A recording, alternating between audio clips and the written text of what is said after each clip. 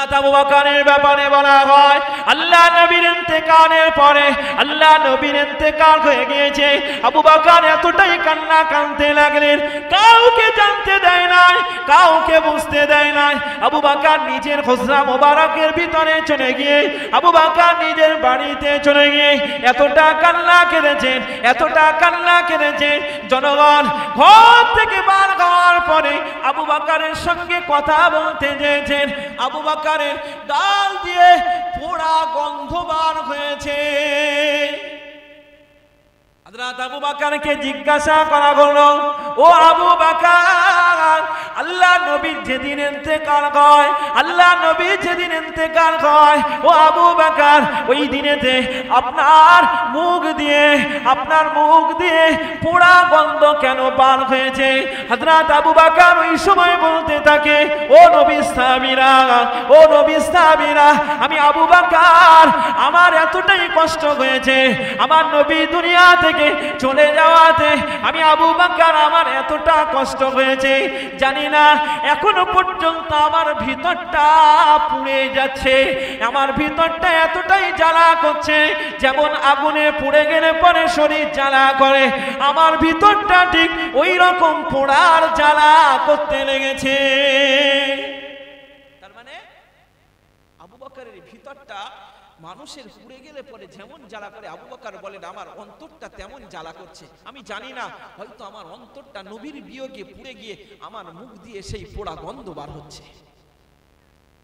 চলে বলেন, মানে নবীর প্রেম, নবীর ভালোবাসা, নবীর মহব্বত এতটাই ছিল। সেই আবু বকর বলছে নবী যখন চলে গেছে আমারও ছাড় নেই, আমারও ছাড় নেই। তাই তো আবু বকর হযরত আলীকে ডাকলেন। কাকে? হযরত আলীকে। ও আলী কাছে আসেন। আলীকে ডাকলেন। নবীর ইন্তেকাল হয়ে গেছেন। হযরত আলী রাদিয়াল্লাহু তাআলা আনহু আল্লাহর নবীর নিজে হাত মোবারক দিয়ে হযরত আলী গোসল দিয়েছিলেন। হযরত আলী নবীকে গোসল দিয়েছিলেন। সেই আলীকে নবী আবু বকর ডাকলেন, আলী কাছে আসেন, আপনার এই হাত দিয়ে না নবীর শেষ গোসলটা আপনি দিয়েছেন, আমি জানি এই হাতের বরকত অনেক, এই হাতের বরকতটা অনেক, আমি জানি এই অসুস্থতা আমার মনে হয় আমি আর ফিরবো না, আমার মনে হয় আমি আর ফিরবো না। হযরত আবু বকর অসুস্থ হয়ে গেল, ডাক্তার ডাকা হলো, ডাক্তারটা ট্রিটমেন্ট করতে যে ডাক্তার বলে দিলেন এই আবু বকরকে দুনিয়াতে বাঁচানো যাবে তখনই। আবু বকর কাউকে না কাউকে ভালোবাসে, আবু বকর সেই ভালোবাসার লোকটা খুঁজে পায় না, আবু বকরের মাসুককে খুঁজে পায় না, আবু বকরের মাহবুবকে খুঁজে পায় না। তোমরা যদি আবু বকরের মাহবুবকে খুঁজে নিয়ে আসতে পারো, আবু বকরের ট্রিটমেন্টের প্রয়োজন হবে না। এই জোরে বলবেন না? এই আবু বকরের মাসুক কে ছিলেন? আমার আপনার নবী ছিলেন। হ্যাঁ, আবু বকরের মাসুক, আবু বকরের মাহবুব, আবু বকরের প্রেমিক ছিলেন আমার আপনার নবী। জোরে বলেন। সেই আবু বকর হযরত আলীকে ডাকলেন, ও হযরত আলী, আপনি তো নবী পাকের এই হাত মোবারক দ্বারাতে গোসল দিয়েছিলেন, আপনি তো নবী পাকের এই হাত মোবারক দিয়ে, আপনি নবী পাকের এই হাত মোবারক দিয়ে কাফনটা পরিয়ে দিয়েছিলেন। ও হযরত আলী, আমি আপনাকে শেষবারের মতো ওসিয়াত করে গেলাম, আমার যখন ইন্তেকাল হয়ে যাবে, আমি যখন দুনিয়া থেকে বিদায় নেব, আমি যখন দুনিয়া থেকে বিদায় নেব, ও হযরত আলী, আপনার হাত দ্বারাতে আমার শেষ গোসলটা করিয়ে দেবে। ও হযরত আলী, আমার শেষ গোসলটা আপনার হাত দাঁড়াতে যেন হয়, শুধু হাত দাঁড়াতে নয়, আমার ঘরেতে আল্লাহ নবীর সেই জুব্বা মোবারক রয়েছে, ওই পুরাতন কাপড় দাঁড়াতে আমি আবু বকর আমার কাফনটা পরিয়ে দেবে। ও হযরত আলী, শুধু তাই নয়, কাফনটা পরিয়ে নিয়ে আমার লাশ মোবারক খানা আমার নবী পাক যখন বনিয়ে গেছেন নবী পাকের পাশে দাফন করবেন, ঠিকই আছে, কিন্তু আমি আবু বকর খেলাফত কালে আমার ভুল হতে পারে, আমার অন্যায় হতে পারে, আমার অপরাধ হতে পারে। ও হযরতে আলী, নবী হয়তো আমার প্রতি অসন্তুষ্ট হতে পারে, তবে আপনাকে জানিয়ে দিয়ে গেলাম ও হযরতে আলী, আপনি আমার লাশ মোবারকখানা নিয়ে আল্লাহ নবীর রওজা মোবারকের দরওয়াজার সম্মুখে গিয়ে রাখবেন, গিয়ে নবীকে সালাম দেবেন, আসসালামু আলাইকা ইয়া রাসূলুল্লাহ ইয়া হাবিবাল্লাহ। সালাম দেওয়ার পরে আমার নবীর কাছ থেকে অনুমতি নিয়ে, আমার নবী যদি অনুমতি দেন তাহলে নবী পাকের পাশে দাফন করবেন। নবী যদি অনুমতি না দেন তাহলে আমার লাশটাকে নিয়ে সাধারণ জনগণের কবরস্থানে দাফন করে দেবেন। কতটা ভয়! নবী আমার প্রতি অসন্তুষ্ট হতে পারে, আমার খেলাফত কালে, আমার রাজত্ব চালানোতে আমার প্রতি হয়তো নবী অসন্তুষ্ট হতে পারে, তাই আমার লাশ আপনার হাত দ্বারা আপনি গোসল দেবেন, জানাতে আমার জুব্বা মোবারক, রাসূলুল্লাহ জুব্বা মোবারক পুরাতনটা আমাকে কাফন হিসাবে পরিয়ে দিয়ে আমার লাশটাকে রাসূলুল্লাহ রওজাতুল আতহারের দরওয়াজার মুখে রেখে নবীর কাছ থেকে অনুমতি চাইবেন। জোরে বলেন সুবহানাল্লাহ। হযরত আবু বকরের ইন্তেকাল হয়ে গেল, হযরত আলী গোসল দিলেন, কাফন পরালেন, সোজা হযরত আবু বকরের লাশখানা নিয়ে কাঁদতে কাঁদতে সাহাবায়ে কেরামেরাও কাঁদতে কাঁদতে আমার নবী পাকের মাজার মুকাদ্দাসের দরওয়াজার সম্মুখে রাখলেন। সমস্ত সাহাবাদের পক্ষ থেকে হযরত আলী নবী পাকের রওজা মোবারকের বাইরে দাঁড়িয়ে সালাম দিলেন, আসসালামু আলাইকা ইয়া রাসূলুল্লাহ ইয়া হাবিবাল্লাহ, আসসালামু আলাইকা ইয়া রাসূলুল্লাহ ইয়া হাবিবাল্লাহ। ও আল্লাহর নবী, আপনার দুঃখের সাথী, আপনার সুখের সাথী, আপনার ছোটবেলার বন্ধু, আপনার ছোটবেলার দোস্ত, আপনার সঙ্গে সুখ দুঃখের ভাগীদার, আপনার সেই আবু বকর আজ দুনিয়াতে বেঁচে নাই। ইয়া রাসূলুল্লাহ, আপনি চলে গেছেন, সেটা আমাদের কষ্ট হয়েছে। আপনার বন্ধু, প্রিয় বন্ধু, আপনার প্রিয় দোস্ত, আপনার মাহবুব আজ বিদায় নিয়েছে। ইয়া রাসূলুল্লাহ, তিনিও আমাদিগকে কাঁদিয়ে রেখে গেছেন। তবে একটা কথা আপনি নিজেই বলেছিলেন আপনার পাশে তাকে দাফন করতে, ইয়া রাসূলুল্লাহ ইয়া হাবিবাল্লাহ। কিন্তু আবু বকর এতটুকু জানিয়ে দিয়েছেন, আপনার যদি অনুমতি হয় তাহলে আপনার পাশে আবু বকরের লাশটাকে দাফন করতে বলেছেন।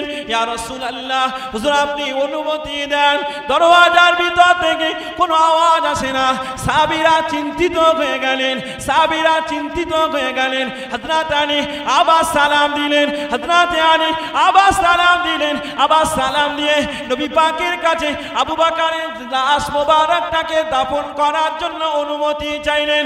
হঠাৎ করে রওজা মোবারকের দরওয়াজাটা খুলে গিয়েছে। ভিতর থেকে গায়েবী আওয়াজ আসলো, আদখিলুল বাব আদখিলুল হাবিবা ইলাল হাবিবি আদখিলুল হাবিবা ইলাল হাবিবি ফাইন্নাল হাবিবা ইলাল হাবিবি মুশতাকুন। রওজাতুল আতহারের ভিতর থেকে গায়েবী আওয়াজ আসতে লেগেছে। দরওয়াজা মোবারক খুলে গিয়ে রওজা মোবারকের ভিতর থেকে আল্লাহ নবী প্রাণ প্রিয় সাহাবী, ছোটবেলার বন্ধু, সুখ দুঃখের ভাগীদার আবু বকরের জন্য অনুমতির আওয়াজ ভেসে আসতে লেগেছে। আদখিলুল হাবিবা ইলাল হাবিবি ফাইন্নাল হাবিবা ইলাল হাবিবি মুশতাকুন। হাবিবের পাশে তো হাবিবের জায়গাটা হয়ে যাবে। এই জোরে বলবেন না? অন্তরটা তো সেই রকম বানাতে হয়েছে, অন্তরটা তো সেই রকম তৈরি করতে হয়েছে। তাই তো কবরের ভিতর থেকে গায়েবী আওয়াজ আসছে, নবীর আবু বকরের লাশ মোবারকটাকে নবী পাকের পাশে দাফন করার অনুমতি এসেছে। জোরে বলবেন না? অন্তরটা তেমন তৈরি করেছে, তাই হয়েছে। তা না হলে কখনো সম্ভব ছিল না, কখনো সম্ভব নয়। তাই আমাদের মনে রাখা দরকার, অন্তরটা ভালো করতে হবে। এই অন্তর কি করতে হবে? ভালো করতে হবে। মুসলমানের আর দ্বন্দ্ব নয়, মুসলমানের আর দ্বন্দ্ব নয়। কে ফুরফুরা, কে লামজাবি, কে বেরেলি, কে দেওবন্দি, কে তবলিগি আর নয়। সেদিন পার হয়ে গেছে। এখন মুসলমানকে ঠেঙানোর জন্য, মারির জন্য চতুর্দিক থেকে আমাদের গোল করে ঘিরে ফেলেছে। আমাদের চতুর্দিক দিয়ে গোল করে ঘিরে ফেলেছে। আর কাফের নয়, আর দুশমন নয়, আর কিছু নয়। একটাই কথা মনে রাখা দরকার, কি? মাসলাক যার যার, মাসলাক যার যার, ইসলামটা সবার, এটাই হোক। মানুষের অন্তরে মুসলমানের ভালোবাসা তৈরি হোক। কারণ রাসূলুল্লাহর একটা ছোট্ট হাদিস বলছি, রাসূলুল্লাহর আবু দাউদ শরীফের হাদিস বলছি। এই হাদিসটা শুনলে পরে বুঝতে পারবেন আর কে ফুরফুরা, কে দেওবন্দি, কে লামোজাবি, কে তাবলিগি, কে জামাতি, আর দ্বন্দ্ব করব না। এবারে ভাই ভাই মিলে থাকব।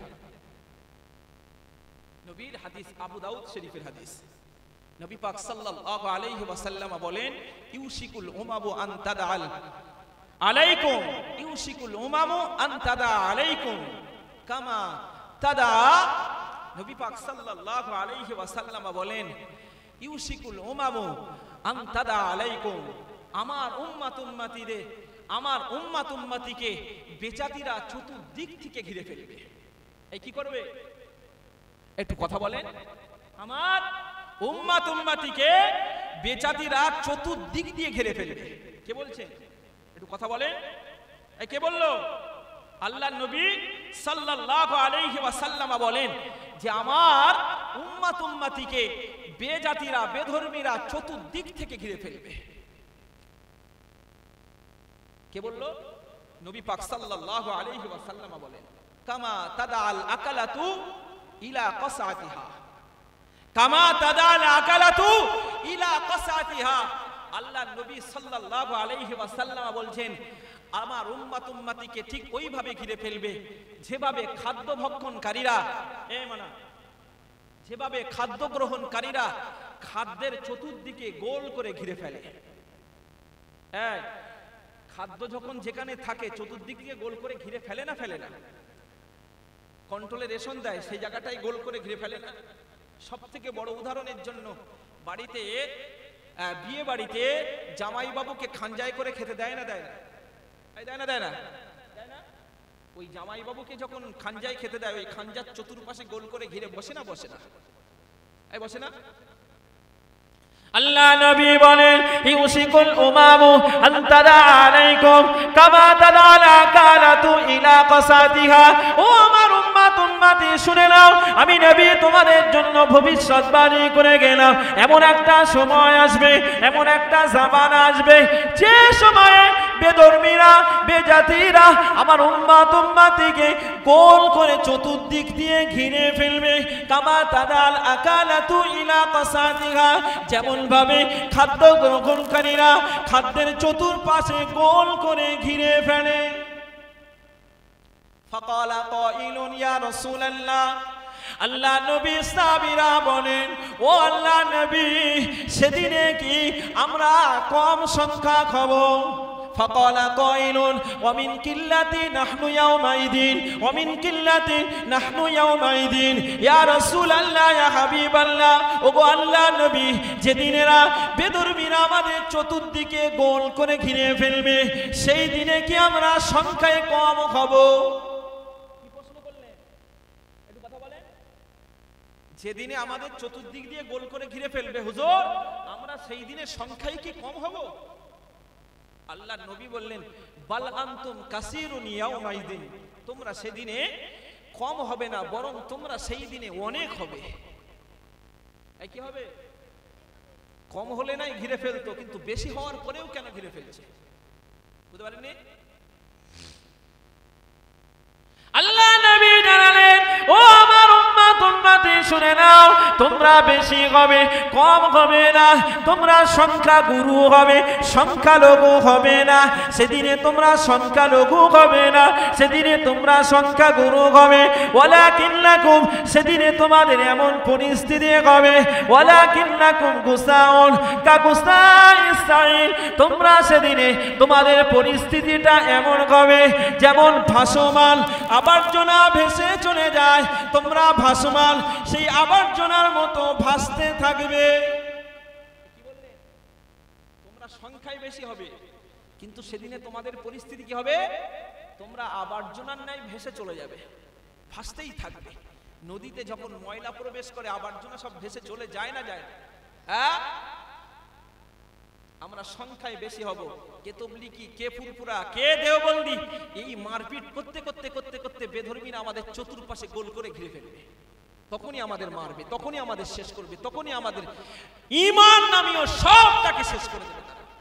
ওরা জানবে ওদের ভিতরে মিল নেই, ওরা জানবে ওদের ভিতরে ওদের দ্বন্দ্ব, ওরা একে অপরের দেখতে পায় না। তাই তো নবী বলেছেন, তোমরা সেদিনে কি করবে? কাগুসাই সাইল, কাগুসাই সাইল, তোমরা সেদিনে ভেসে যাওয়া আবর্জনার মতো হয়ে যাবে। কতটা ভয়ানক হাদিস দেখতে পাচ্ছেন? হ্যাঁ, সেদিনে ভেসে যাওয়ার মতো হয়ে যাবে। সেদিনটা এখন এসেছে বলে মনে হচ্ছে? একটু ভেবে দেখেন। করছি না তুই দেওবন্দি, তুই তবলিগি, তুই ফুরফুরা, এই করে করে সমাজটা শেষ করে ফেলেছি না ফেললাম? নবী পাক সাল্লাল্লাহু আলাইহি ওয়াসাল্লাম আরো ভয়ঙ্কর কথা বলেছেন। আল্লাহ নবী জানালেন, ও মুসলিমরা শুনে নাও, জেনে নাও, আমি নবী তোমাদেরকে জানিয়ে দিলাম, ওয়ালা ইয়াখযিফান্নাল্লাহু মিন আদুবিকুম, আল্লাহ পাক রব্বুল আলামিন তোমাদের অন্তর থেকে, আল্লাহ পাক রব্বুল আলামিন তোমাদের যে হুঙ্কার থাকবে সেই হুঙ্কার, ওয়ালা ইয়ানসিয়ান্নাল্লাহু মিন কুলুবিকুম মিন কুলুবি আদুবিকুম, সেই দিনে তোমাদের যারা শত্রুরা তোমাদের চতুর্দিকে গোল করে ঘিরে ফেলবে, সেই গোল করে ঘিরে ফেলা দিনে, সেই দিনে তাদের অন্তর থেকে তোমাদের হুঙ্কারের ভয়টা আল্লাহ পাক তুলে দেবে। কি দেবে? আরে আমরা বলি না দে তাকবীর, কোন সমস্যায় পড়লে কি বলি? মা তাকবীর দে, দেখবি শত্রুরা সব পালিয়ে যাবে। বলি না? এটা আমাদের ভরসা, এটা আমাদের কি ভরসা, আমাদের হুঙ্কার। সেই হুঙ্কারটা ওয়ালা ইয়ানজিআন্নাল্লাহু মিন কুলুবি আদুবিকুম, শত্রুদের অন্তর থেকে আল্লাহ পাক রব্বুল আলামিন তোমাদের সেই ভয়টা আল্লাহ তুলে দেবেন। তোমাদের আর ভয় করবে না তারা। ওয়ালা ইয়াখযিফান্নাল্লাহু ফি কুলুবিকুমুল ওয়াহানা, নবী বললেন, আর তোমাদের অন্তরে তাদের ভয়টা ঢুকিয়ে দেওয়া হবে। কি হবে? তোমাদের ভয়টা ঢুকিয়ে দেওয়া হবে। সাহাবী জিজ্ঞেস করলেন, ওমাল ওয়াহানু, হুজুর ওয়াহানুটা কি? নবী বললেন, ওয়াহানুটা হলো হুব্বুদ দুনিয়া, দুনিয়া পাগল হবে তোমরা তখন। ওয়াকারিহাতুল মাউত, মৃত্যু থেকে তোমরা অপছন্দ করবে, যে মৃত্যু না হোক তোমরা সেটাই চাইবে। এখন চতুর্দিকে গোল করে ঘিরে ফেলেছে না ফেলেনি? চতুর্দিকে মুসলমানই তো মার খাচ্ছে না? আরো পরিস্থিতি ভয়ানক আসছে আগামী দিনে। তাই আর দ্বন্দ্ব নয়, মুসলমানের মসলাগত দিক দিয়ে আপন জায়গায় থাক। তুমি তোমার মসলা নিয়ে চলো, আমি আমার মসলা নিয়ে চলি, আমার পাশের ভাইটা তার মসলা সে নিয়ে চলুক, তাদের কাছে তারা যা পারে করুক, কিন্তু ইসলামটা সবার এক প্ল্যাটফর্মে এসে ইসলামটাকে সবার কাছে গ্রহণ করার প্রয়োজন এসে গেছে। আসেন আর নয়। আল্লাহ আমাদের শোনার মতো বোঝার মতো তৌফিক দেন। বলেন আল্লাহুম্মা আমিন। একটু বলেন আল্লাহুম্মা আমিন। আসুন প্রিয় রাসূলের প্রতি একটু সালামের নাজরানা পেশ করি। ইয়া নবী